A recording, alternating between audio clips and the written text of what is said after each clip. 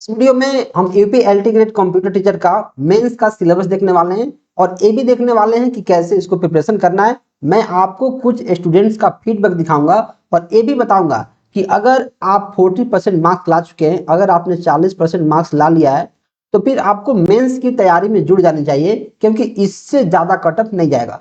40 से 45% के बीच में अगर आपका मार्क्स है तो फिर आपको मेंस की प्रिपरेशन करनी चाहिए। तो देखो, जो मेंस का पेपर होगा, पेपर उस क्या होता है, वो होता है डिस्क्रिप्टिव पेपर। मतलब इसमें आपको क्वेश्चंस का आंसर लिखना होता है। राइट। नंबर ऑफ क्वेश्चंस आपको 20 पूछे जाएंगे, जिसमें 10 क्वेश्चन शॉर्ट होगा और 10 लॉन्ग होगा। जो शॉर्ट आंसर होगा वो हमारा होगा कितना मार्क्स का, 8 मार्क्स का, और जो लॉन्ग आंसर होगा वो होगा 12 मार्क्स का। राइट। यानी जो शॉर्ट क्वेश्चन 10 क्वेश्चन है वो 80 मार्क्स का, जो लॉन्ग है 120 मार्क्स का, और सारे मिला के 200 मार्क्स। और टाइम आपको अलाउ होगा 3 आवर्स का। अच्छा, तो जो प्रीलिम्स मार्क्स है वह फाइनल मेरिट लिस्ट में ऐड नहीं होगा। राइट।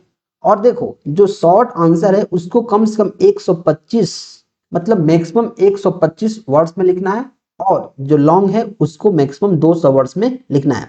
कई बार क्या हो सकता है, जैसे मान लो जो मेंस का क्वेश्चन है डिस्क्रिप्टिव आया, मान लो डिस्क्रिप्टिव पेपर आया, उसमें 4 क्वेश्चन है और 4 क्वेश्चन में से किसी एक क्वेश्चन का आंसर ऐसा है कि आप उसको एक वर्ड में दे सकते हो।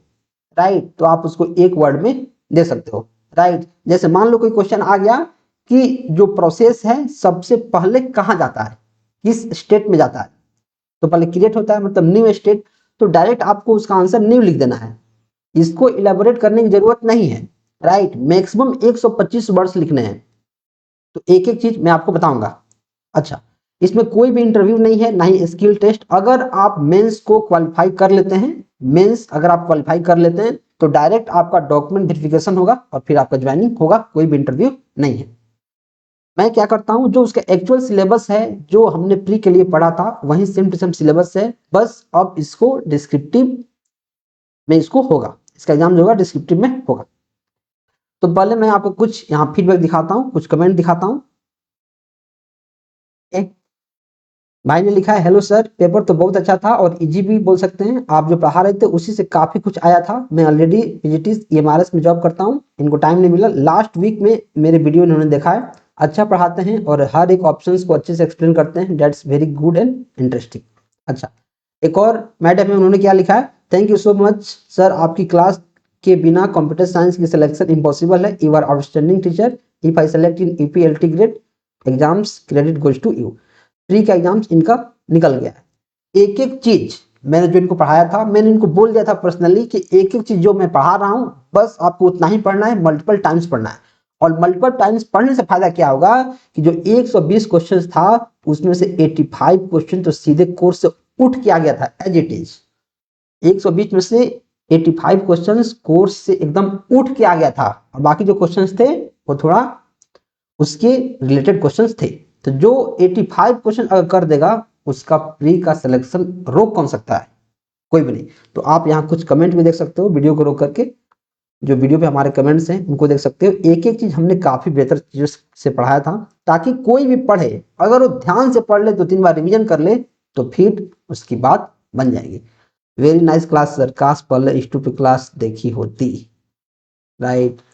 इसलिए मैं बोलता हूं कि जो भी चीज मैं पढ़ा रहा हूं उसको पढ़ो, और 2 से 3 बार रिवीजन करना एक मस्ट है। अगर आप रिवीजन नहीं करोगे तो कितना भी अच्छे से पढ़ लो, एंड ऑफ द डे आप चीजें भूल जाओगे। तो अगर आप 45% मार्क्स ला चुके हैं, 45% आपका मार्क्स आ गया है, और ST SC के लिए अगर 40% आ चुका है, और OBC जनरल के लिए 45% अगर आपका मार्क्स आ गया है, तो आप सिंपली मेंस का तैयारी में जुड़ सकते हैं। और उसके लिए हमने इसका बैच बनाया है, जिसमें आपको देखो क्या करना है। इसमें पूरा सिलेबस का थ्योरी पढ़ना है। आप पूरा थ्योरी पढ़िएगा, अगर पूरा एक एक लाइन थ्योरी पढ़ लीजिएगा, समझ लीजिएगा, तभी उससे रिलेटेड क्वेश्चंस आएगा तो आप आंसर कर सकते हैं। अब जो क्वेश्चन है थ्योरेटिकल, वो 2 तरीका से आ सकता है। एक ऐसे आ सकता है कि explain OSI model with example, अगर ऐसा क्वेश्चन आ गया। या फिर ऐसा आ सकता है, OSI मॉडल के 4 क्वेश्चन हो सकते हैं। 4 क्वेश्चन, एक ही क्वेश्चन में 4 क्वेश्चन हो सकता है कि जैसे मानो इंक्रिप्शन एंड डिक्रिप्शन किस लेयर में होता है, किस लेयर का काम है।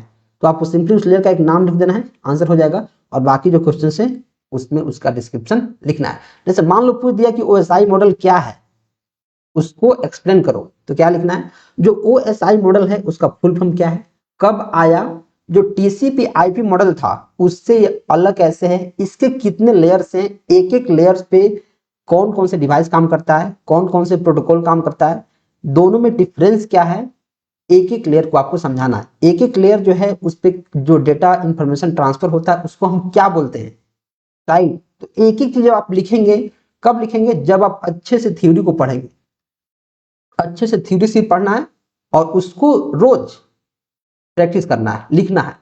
आपको 120 वर्ड में मैक्सिमम लिखना है, मतलब आप 100 वर्ड्स में भी लिख सकते हो, 80 वर्ड्स में भी लिख सकते हो, जो भी लिखना है सटीक लिखना है। ये नहीं कि पूरा का पूरा कॉपी भर दिए और उसमें कोई भी जो आंसर है वो सटीक नहीं है, तो बोर्ड का पेपर नहीं है कि नंबर मिल जाएगा।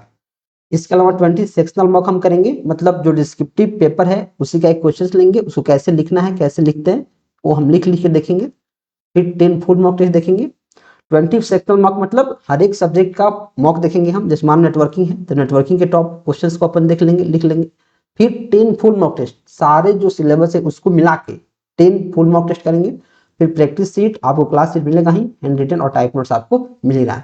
सिर्फ 497 में आप इसमें इनरोल हो सकते हैं, अच्छे से पढ़ सकते हैं, क्योंकि अच्छे से पढ़ने से एग्जाम्स निकल जाएगा।